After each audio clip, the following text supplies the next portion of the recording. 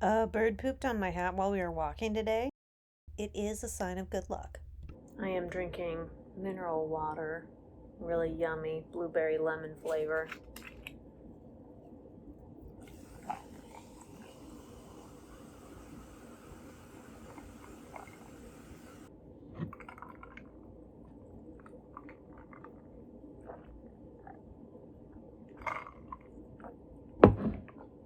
Yummy. I got a new iPhone, and all I needed was my own password, and then voila, I had basically a duplicate phone.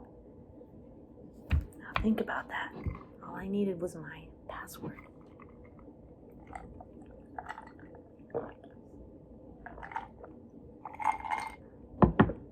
So many things made sense. All it took is just like when you get this phone near that phone and then they sync up. I think that my Bluetooth had to be on. Perhaps the AirDrop feature too has some kind of weird things in there. But basically, they just synced up. So I was able to copy my old phone based on your iCloud username. Different number. With AI technology getting better, I'm not like the greatest, even for me to understand that. I've called Apple a lot of times because I keep getting these pop-ups.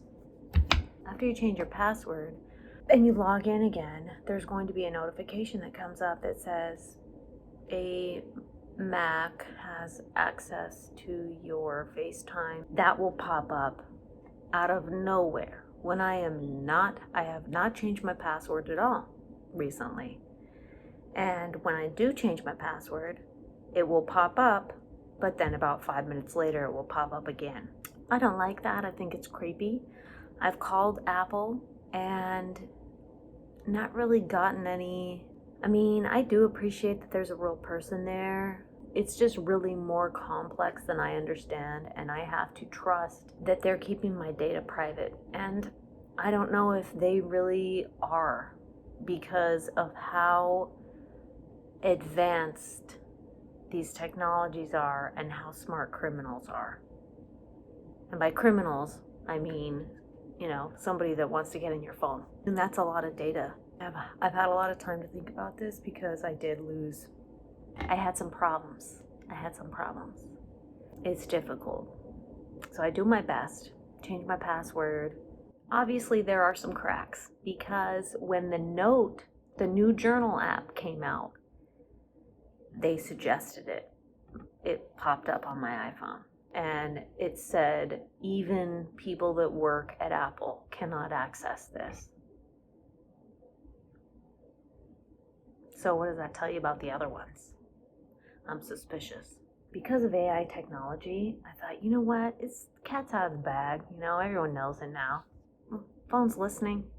So I started talking to it because maybe if I tell it when certain applications aren't working the way I want them to, I can just tell it why.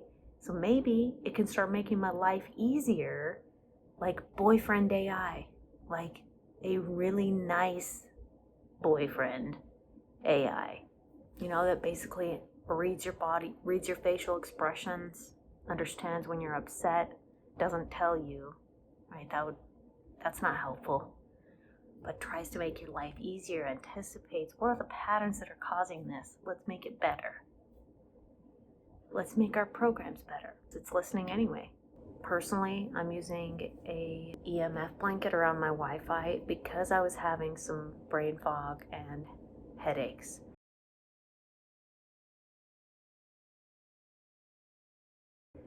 And I didn't realize that it might have been migraine because it just feels like a ton of pressure. The brain fog is very intense.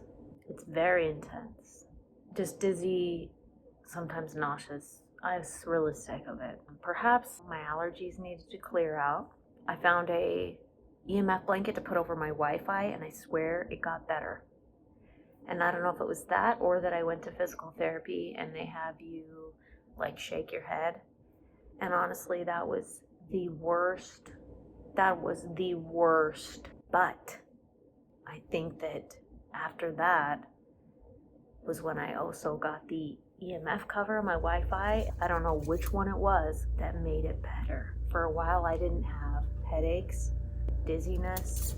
It was like complete freedom again. And so I'm almost willing to try that head shaking exercise. Essentially, like, you on purpose shake your head and then focus on a spot, and it's retraining your brain. I felt so bad after. I had to lay down.